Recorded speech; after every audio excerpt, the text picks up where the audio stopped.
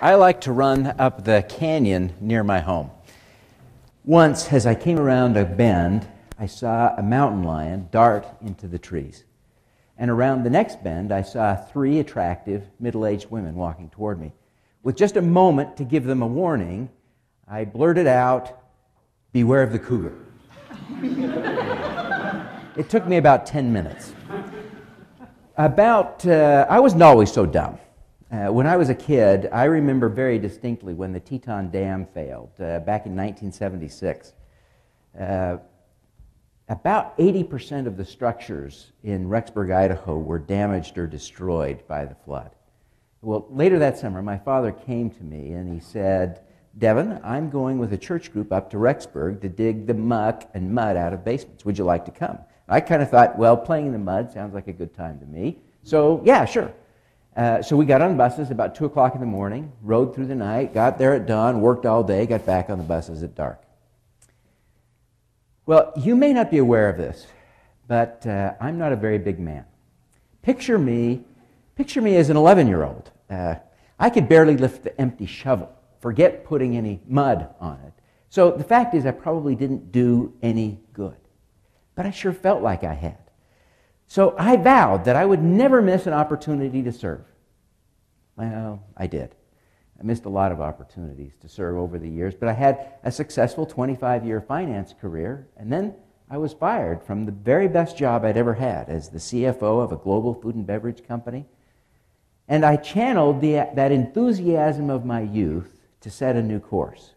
Today, I work as a new media journalist, contributing regularly to Forbes, and hosting Luminary Change Agents on my YouTube show.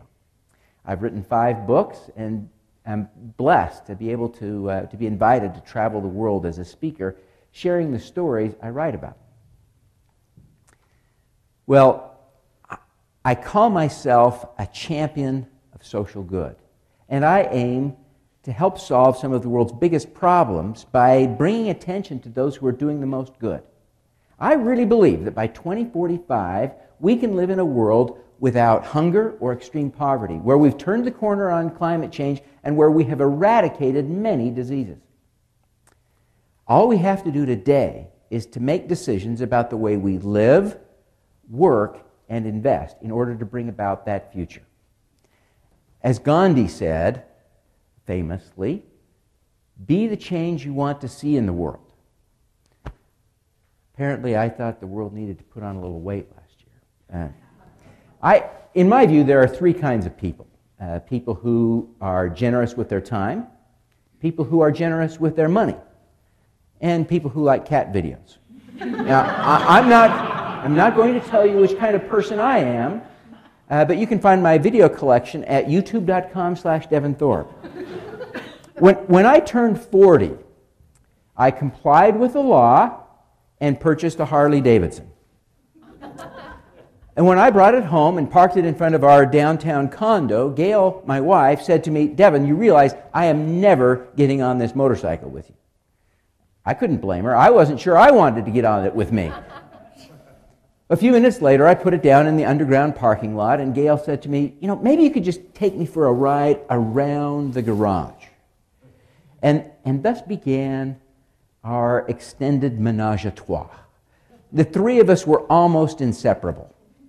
About 90 days later, I got invited to do some business up in Soda Springs, Idaho, where they have their own fake geyser. And so we left on a Friday evening, rode up to northern Utah, stayed there overnight, got up in the morning, and rode up to Soda Springs.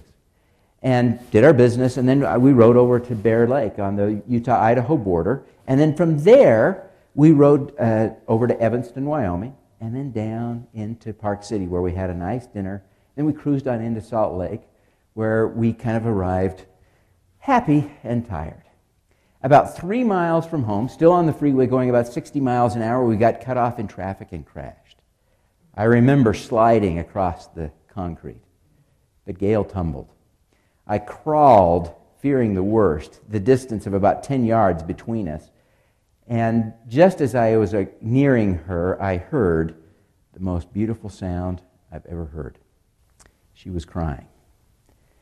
She couldn't move. She was alive. Well,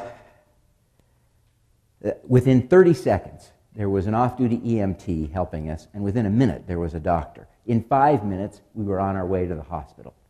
In the emergency room, because of the trauma and the meds, Gail didn't say much that was lucid, but she did say one thing. Devin, we're selling the motorcycle.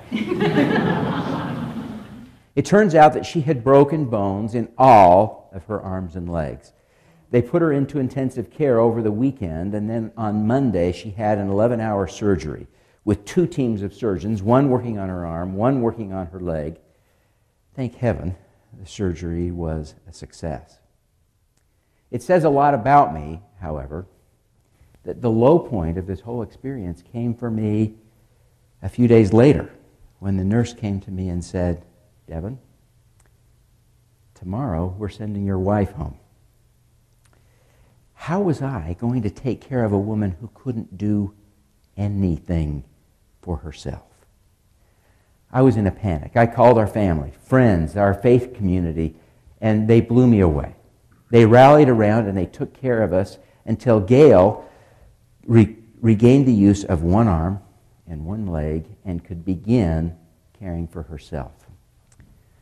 I'll never forget how I felt, like a soldier who was all alone, out of ammo, under fire, and ready to surrender when the cavalry arrived. Now, whatever you remember from today, I hope you will take away this simple message. Sometimes you get to play in the mud, and sometimes you are the cavalry. Now, let's do some good.